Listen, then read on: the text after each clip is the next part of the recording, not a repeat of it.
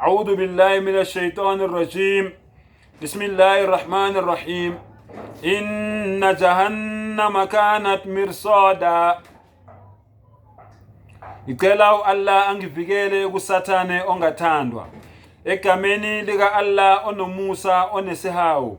Ngempela isihogo indawo yobuhlungu yokukhala nokugedla kwamazinyo.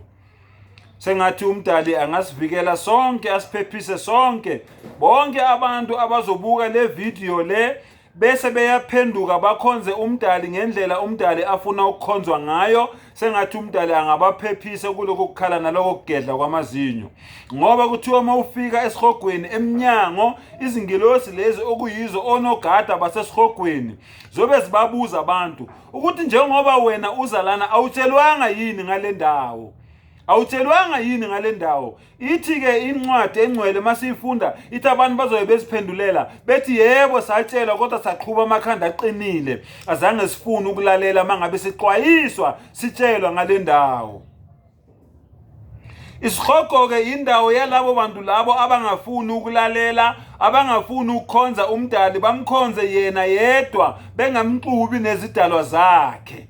Isihogo-ke senzelwe indawo yalawo bantu labo abenza lokho, abangafuni ukukhonza umdali yena yedwa, abamxuba nezidalwa zakhe, abakhonza abantu, abakhonza izangoma, abakhonza izinyanga, abakhonza izinyoka, abakhonza ilanga, abakhonza abantu abaphila emhlabeni, abakhonza uJesu, abakhonza uShembe, abakhonza izinyanga, abakhonza inkanyezi, abakhonza amanzi, abakhonza indlovu, abakhonza inkomo, abakhonza umlilo, nalabo bathi umdali akekho nhlobo, nalabo bathi umdali wawudala umhlaba mawuqedwa wawuyekela umhlaba uyazihambela wona, uyazenzakalela wona, nalabantu laba abakhonza amadlozi, abakhonza imimoya engcolile, abakhonza imimoya yeyikhova, nalabantu laba abakhonza amathongo, abantu abangasekho, nalabantu laba abathakathayo, nalabantu laba ababhulayo nababhulelwayo.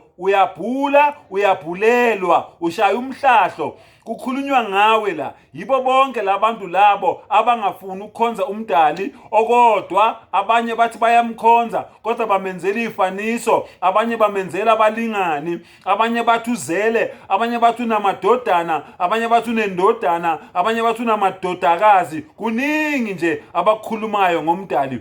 Umdali uthi isihogo sakhelwe-ke abantu abafana nalabantu laba esengibabalile. Uma ngabe uyazazi nje wena ukuthi kukhona into oyikhonzayo ngaphandle kukaMbhelinqangi, ngaphandle kaMvelinqangi, umdala weinsuku, umenzi weinto zonke, isihogo sikhandelwe wena. Bonke abaprofeti, zonke izithunywa zikaNkulunkulu ezake zafika emhlabeni, zonke zazixwayisa abantu ngomlilo wesihogo. Zonke zazixwayisa abantu ngomlilo wesihogo, ukuthi abantu kumele bakhethe ukuhambela kude nezenzo ezizobasa esihogweni. Yonke-ke lento le esengiyibalile, mawungangikholwa hamba nawe uyovula kuDeuteronomy 18 uqale kuverse 9 wehle nayo, uvule uExodus 20 verse 3, uvule uIsaiah 44 verse 6, uvule uMarko 12 verse 29. Mawungaba uwatholi wonke lama verse engikunikeza wona, ngicela ungifonele, nazi inamba zami 078 214 3189, 078 214 3189, 061 458 5537, 061 458 5537. Ngiyaphinda futhi ngithi mangabe wena uyazazi ukuthi wena ukhonza abanye onkulunkulu ngaphandle kukaMdala weinsuku, ngaphandle kukaMvela kuqala, ngaphandle kukaMvelinqangi, isihogo sakhandelwa wena. Uhlale ukwazi lokho.